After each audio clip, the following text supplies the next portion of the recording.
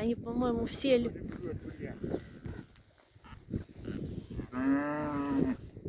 Да вы чё, как дикошары, идите, пошли.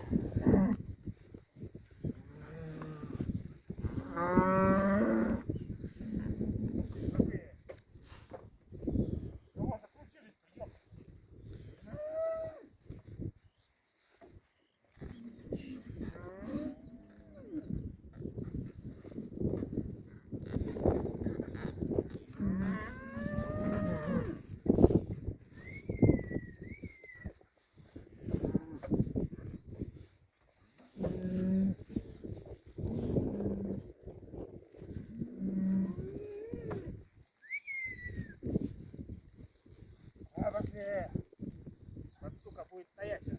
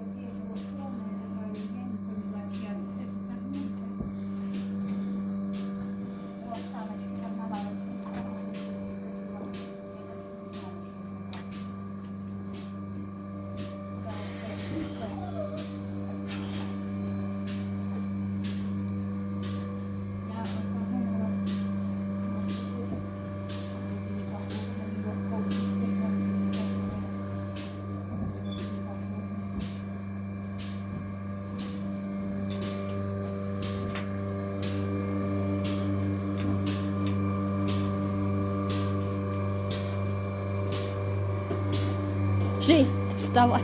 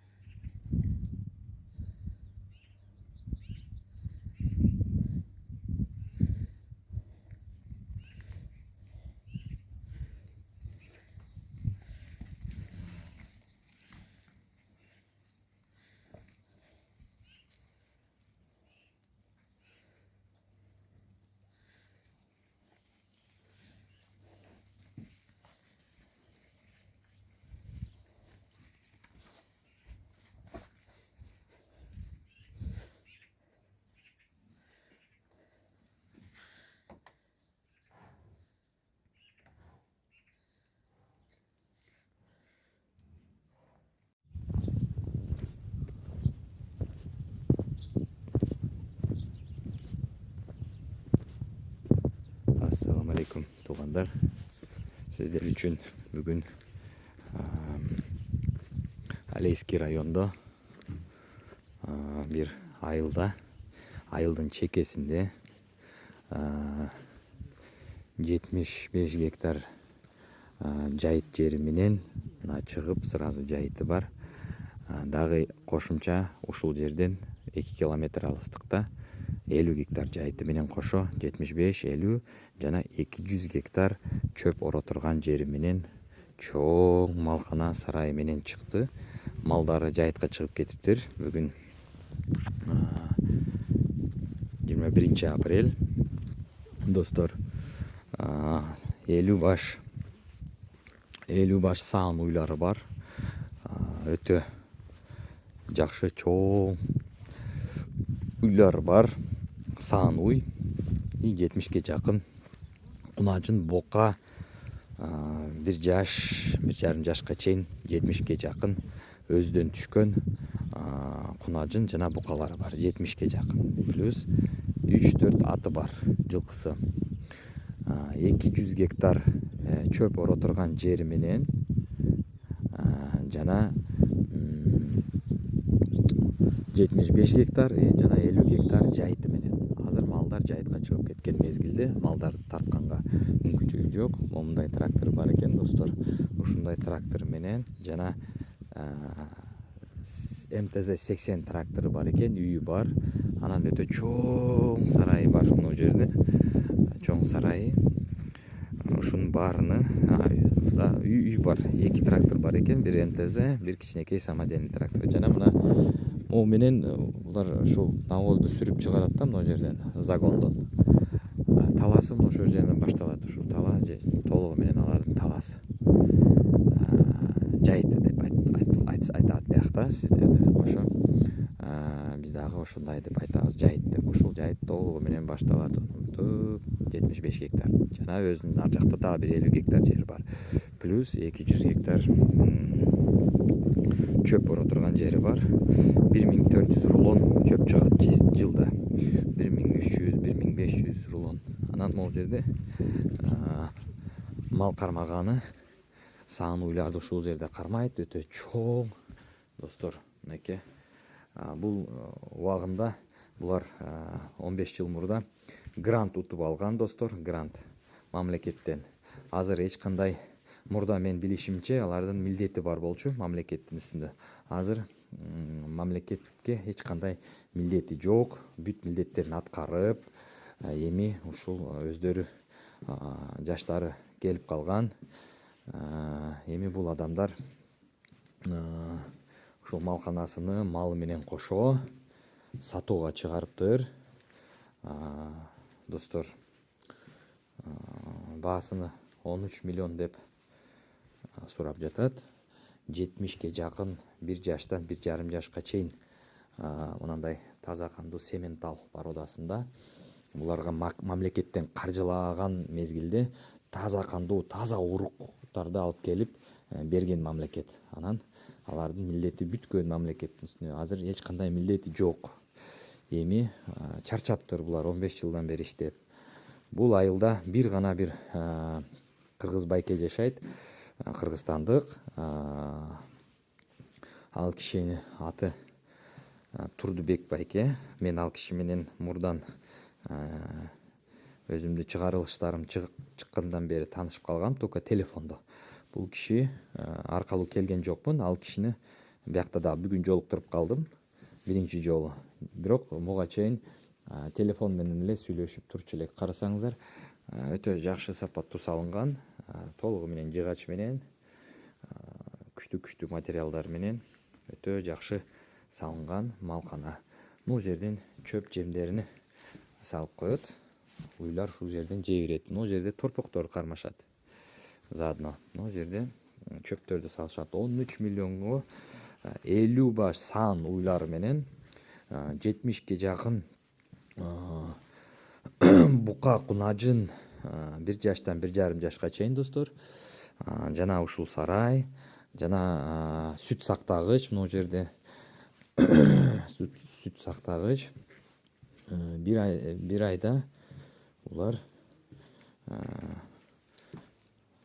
өтө көп сүт сатат. Мына жерде мамлекет менен баягы грант аркылуу алган сүт сактагыч бар. өздөрүнүн сүтүн алып кетет. Атайын сүт алуучу компаниялар келип сүт алып кетет. Могу жерде 1 тонналык сүт сактагыч бар. Мына сүттү саап коюптур. Могу жерде жаңы бул. Анан өзүнүн сүт соро турган аппараттары бар. Ал кымбат аппарат, мен көргөм. Шведский аппарат экен. 150 000 рубль турат. Мына дагы где-то 800 000 турат да, мынанын өзү сүт сактагач. Буга сүттү коюп коет, айнабай өзүнүн клиентин күтүп турат. Анан достор, азыр малдарды көрсөтө албайм, жайытка чыгып кетиптир. Тээ газелик күч дагы калат. Могу жерде аттарды, торпокторду кармаган жери. Айылдын чеке жеринде турат. Мына үйдө малчы жашаса болот. Өтө жакшы малчыга. Мурда мен билишим боюнча булардын мамлекеттен кандайдыр бир милдеттери бар болчу. Аларды аткарып бүтүрүптүр. Бүтүп эми эч кандай милдеттүү түрүндө алардын бир эч кандайдыр мамлекетке бере турган берене аланалары жок. Ушул 13 миллионго мына ушул прицептер, тракторлор, газелгүч, мына запчастары толугу менен ушул калат. Сарай, мына үй. Бул үй сыртынан эле, ичине кирсеңиз бүт шарттары бар. Ошо суулар бар. Могу жерде ат менен торпокторду кармашат. Өзүдөн түшкөн торпокторду сатып жок кылды быйыл. Мен деле алгам. Как раз ушулардан, ушул фермадан мал ташып келип, торпокторду, ургачы торпокторду алып келгем. Эркек торпокторду алган эмесмин. Атайын техникасын эсептесе, ушул бир МТЗ 80 бар экен. Анан момундай прицептери бар экен. Роторный эски варианттын косилкасы бар экен.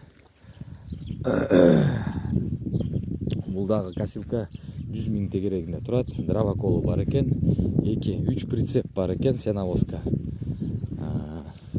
Дагы пресс дейтирган рулонник деп коет. Это жатка ваша? Нет. Бул жатка өзүнүкү эмес экен, бирөө таштап кеткен экен. Еще постоит в лесе, ее подойдет.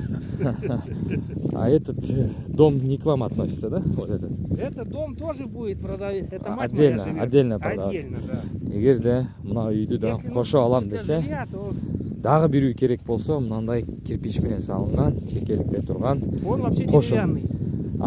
Бул жыгачтан экен, кирпич менен облицовка болуп жасалган экен. Достор, кошо сатып алса болот. Бирок азыр биз эмне тарканып кетип атабыз? Дагы трактор бар экен, ошондо 3 в целом сколько? 4 трактора, да, или 3? Да, 4 трактора, 7. С Казахстаном, да? Да. 4 трактор бар экен, сено ворошилка бар экен, пресс подборщик бар экен. Мына пресс подборщик дагы 600 000 турат да, достор. Он 22-го года, один сезон прессовали. Мына трактор бар. МТЗ 80, это 82-й, да? Нет, 80-ка. Бул 80 экен. Бул Блядь, да. колесо А это спустило, что, тоже я 80? сделал. Нет, это Это ЮМЗ. Бул ЮМЗ экен, достор. Это ЮМЗ колесо. И мынандай двухграблевый сено чөптү бир жерге топтоп бере турган бар экен. Бул өтө жакшы. Мына Новосибирсктин пресси бар. Это 500 килограмм, да? Нет, Это 300 килограмм. это 300 килограмм. 300 килограммдык рулонду. Жаңы 22-жыл экен. Достор, карасаңыздар, широкий база. Да, это помощнее, чем вот эти другие. Ты там эту табличку сфоткаешь. Более, 22-й год она. более усиленная. Нет, вообще пресса классные вот эти, мне нравятся. Более усиленная. Моточасов 49. Нет, это тюки. Это тюки, 49 тюков, да? Нет, да почему он же скидывается? Это на день количество. счетчик стоит. На день счетчик ставится. Им запрессовали Хорошо. где-то тюков 700. 700 тюк колдонуптур, жасаптыр бул менен өткөн сезондо дөңгөлөктөрдөн көрүнүп турат, жаңы достор, трактор менен.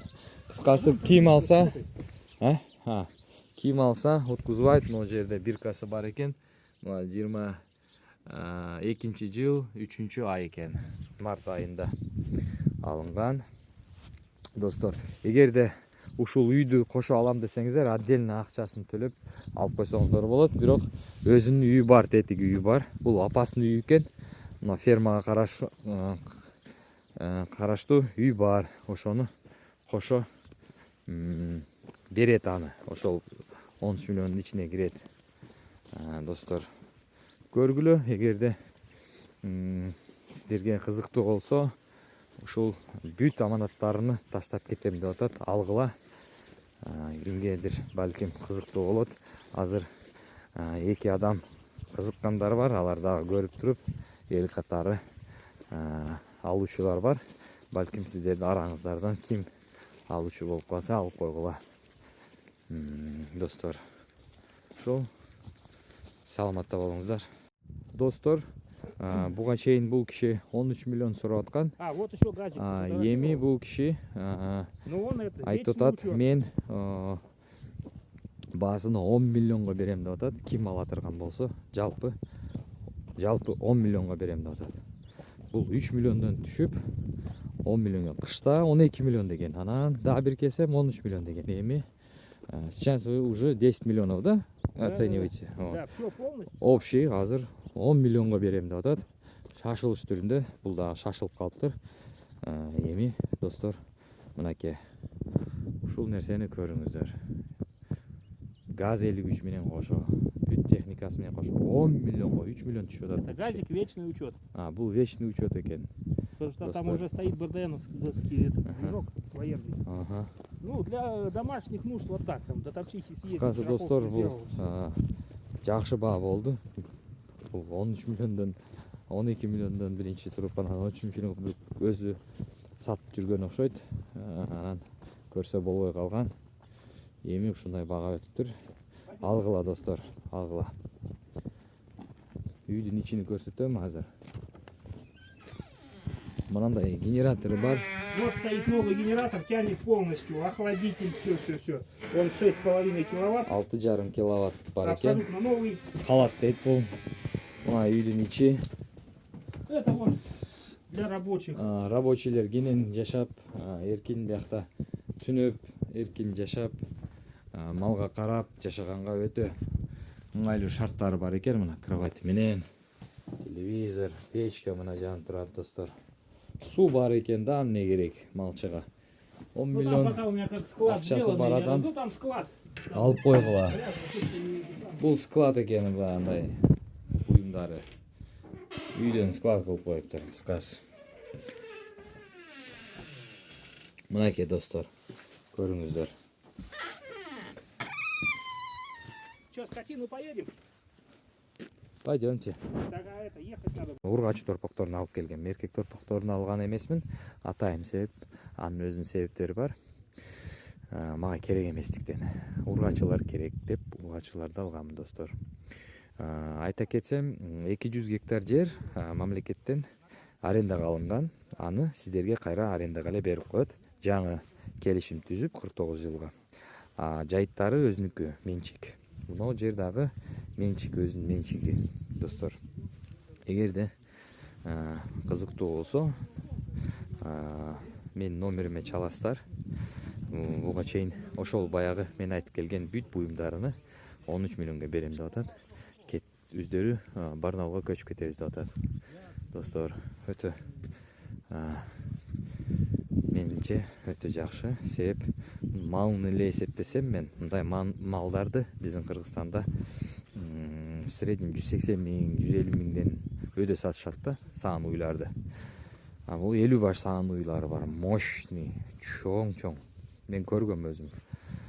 Алар мамлекеттен каржыланып, мамлекеттин көзөмөлүнөн Меркурий система аркылуу алынган болчу. Анан 15 жыл мурда бир партия алынган, дагы 5 жылдан кийин дагы бир партия, ушинтип 3 жылда, 5 жылда бир жаңыланып турат да, мындай негизи. Эми булардын милдети азыр убагы бүттү, эми өздөрүнө калган бул. Эми ушул сатууга коюптур, сатышат достор. Малды коюп жибердиңер, жайыт башталды. Всё, кетти малдар. Өздөрү малчы менен жайытка барып, кайтып келе берет. Бул жайыттар өзүнүн жеке менчиги достор. Чөп өскөн 200 гектар ал өкмөттүкү, бирок аны эч кандай кызганчылыгы жок, эч кандай кызганбайт. Бирөө дагы аны кайрадан сиздерге, жаңы алуучуларга жаңы договор түзүп 49 жылга өткүзүп жиберет.